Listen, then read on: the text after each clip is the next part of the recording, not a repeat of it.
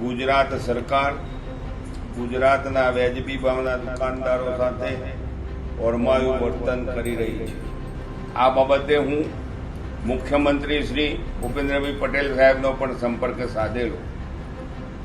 હવે આજે પરિસ્થિતિ એ છે કે ગુજરાતના વ્યાજબી ભાવના દુકાનદારોમાં અંદાજે 50% દુકાનો પર મે મહિનાનો જથ્થો એડવાન્સમાં પૈસા ભરાવ્યા છતાં નિગમ દ્વારા અને નિયામક કચેરી દ્વારા પહોંચાડવાની વ્યવસ્થા થઈ નથી। ગુજરાતના વ્યાજબી ભાવના દુકાનદારોને કરી રહેલી સરકારની અન્યાયી પ્રણાલી સામે આપણે અસહકારની ચળવળ શરૂ કરીએ છીએ અને તેના ભાગરૂપે જ્યાં સુધી મે મહિનાની 21 તારીખ સુધીમાં ગુજરાતની બધી જ વ્યાજબી ભાવની દુકાનો પર પૂરતો જથ્થો ન પહોંચે તો આપણે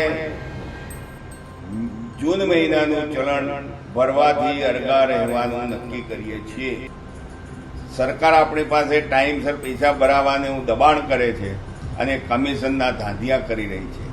સરકારે કમિશન આપવું એ એની જવાબદારી છે અને ફૂડ સિક્યુરિટી એક્ટની અંદર સ્પષ્ટ જોગવાઈ છે કે એડવાન્સમાં કમિશન મળવું જોઈએ, છતાં સરકાર આપણને બેવકૂફ બનાવી રહી છે। ત્યારે આપણે હવે સરકારને જાગૃત કરવા માટે આ આંદોલન કરવાની ફરજ પડશે।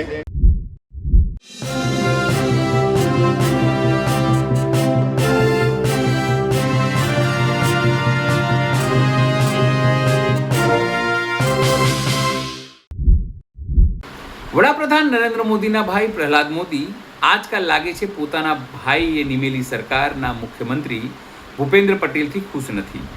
તેઓએ સરકાર સામે અલગ પ્રકારનું આંદોલન કરવાનું બાયો ચડાવ્યું છે। તમને જણાવી દઈએ કે તેઓ સસ્તા અનાજની દુકાન પણ ચલાવે છે અને એસોસિએશનના પ્રમુખ પણ છે। આ વખતે મને વાંધો એ પડ્યો છે કે સરકાર કે પુરવઠા વિભાગ દબાણ કરી રહ્યું છે કે જે દુકાનદારો છે પૈસા ભરી દે, પણ હજુ સુધી તેમના ગોડાઉનોમાં કે તેમની દુકાનમાં જે અનાજ પહોંચવું જોઈએ નથી પહોંચ્યું। એ જ વાતની નારાજગી તેમણે છે અને હવે તો સ્પષ્ટપણે ભૂપેન્દ્ર પટેલની સરકારને એટલે કે વડાપ્રધાન નરેન્દ્ર મોદીની સરકારને લલકાર ફેંક્યો છે। નમસ્કાર, હું છું ચિંતામણી પુતેન પટેલ, સ્વાગત છે આપનું અમારા આ કાર્યક્રમમાં। આવો સાંભળીએ પ્રહલાદ મોદી ભૂપેન્દ્ર પટેલની સરકારને અને પોતાના જ ભાઈ નરેન્દ્ર મોદીની સરકારને શું ચીમકી આપી રહ્યા છે।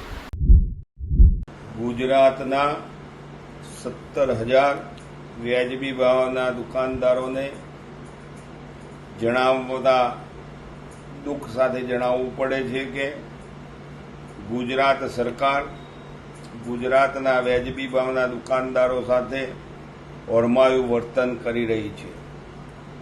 4 નવેમ્બર 2025ના રોજ પુરવઠા મંત્રી શ્રી રમણભાઈ સોલંકીની સાનિધ્યમાં રાજ્યકક્ષાના પુરવઠા મિનિસ્ટર બરંડા સાહેબના સાનિધ્યમાં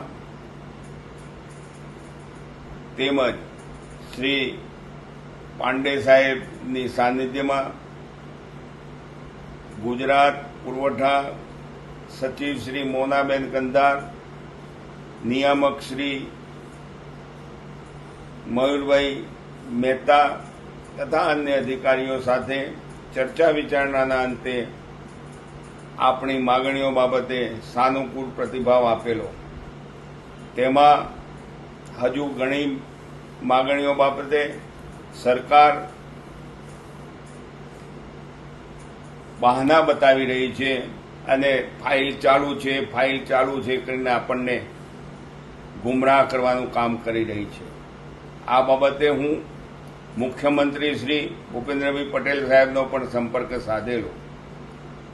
હવે આજે પરિસ્થિતિ એ છે કે ગુજરાતના વ્યાજબી ભાવના દુકાનદારોમાં અંદાજે 50% દુકાનો ઉપર મે મહિનાનો જથ્થો એડવાન્સમાં પૈસા ભરાવ્યા છતાં નિગમ દ્વારા અને નિયામક કચેરી દ્વારા પહોંચાડવાની વ્યવસ્થા થઈ નથી। ત્યારે આજે જૂન મહિનાનું પરમિટ મૂકી 16 તારીખથી 27 તારીખ સુધીમાં 26 તારીખ સુધીમાં પૈસા ભરવા માટેનું આપણને જણાવવામાં આવે છે.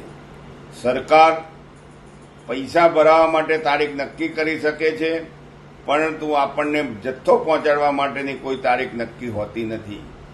આજે 16 તારીખ થઈ. ઘણી દુકાનો ઉપર અંદાજે 50% દુકાનોમાં પૂરતો જથ્થો પહોંચ્યો નથી. ઘણા ગોડાઉનોમાં પણ જથ્થો નથી. ત્યારે ગુજરાતના વેજબી ભાવના દુકાનદારોને કરી રહેલી સરકારની અન્યાયી પ્રણાલી સામે આપણે અસહકારની ચળવળ શરૂ કરીએ છીએ અને તેના ભાગરૂપે જ્યાં સુધી મે મહિનાની 21 તારીખ સુધીમાં ગુજરાતની બધી જ વેજબી ભાવની દુકાનો પર પૂરતો જથ્થો ન પહોંચે તો આપણે જૂન મહિનાનું ચલણ ભરવાથી અળગા રહેવાનું નક્કી કરીએ છીએ.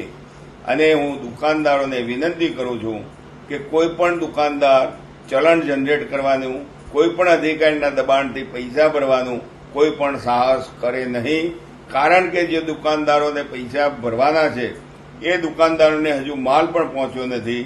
ત્યારે દુકાનદાર દેવાના ડુંગર નીચે દબાવી દેવાનો એક બાલિશ પ્રયત્ન કરવામાં આવી રહ્યો છે સરકારના કર્મચારીઓ દ્વારા, જેનો હવે જો આપણે વિરોધ નહીં કરીએ તો આપણી પરિસ્થિતિ ઘંટીના પડ નીચે આવેલા દાણા જેવી થઈ રહી છે. ત્યારે સંગઠિત થઈ આ પ્રતિકાર કરીએ. ફરીથી સંગઠન જ્યાં સુધી આહવાન ન કરે ત્યાં સુધી ચલણ જૂન મહિનાનું ભરવું નહીં એવું હું જાહેર કરું છું. સાથે સાથે પુરવઠા મિનિસ્ટર રમણભાઈને વિનંતી કરું છું કે આપના સાનિધ્યમાં નક્કી થયેલા ચર્ચા મુજબ અને સહમત થયા મુજબ અમારી માગણીઓનો પ્રત્યાઘાત પોઝિટિવ આપો, અમને લેખિત આપો, તો જ અમારું કામ આગળ વધે, તો જ અમારો ભરોસો સરકાર ઉપર રહે. એટલે દુકાનદારો, સરકાર આપણી પાસે ટાઈમસર પૈસા ભરાવાનું દબાણ કરે છે અને કમિશનના ધાંધિયા કરી રહી છે. સરકારે કમિશન આપવું એ એની જવાબદારી છે અને ફૂડ સિક્યોરિટી એક્ટની અંદર સ્પષ્ટ જોગવાઈ છે કે એડવાન્સમાં કમિશન મળવું જોઈએ.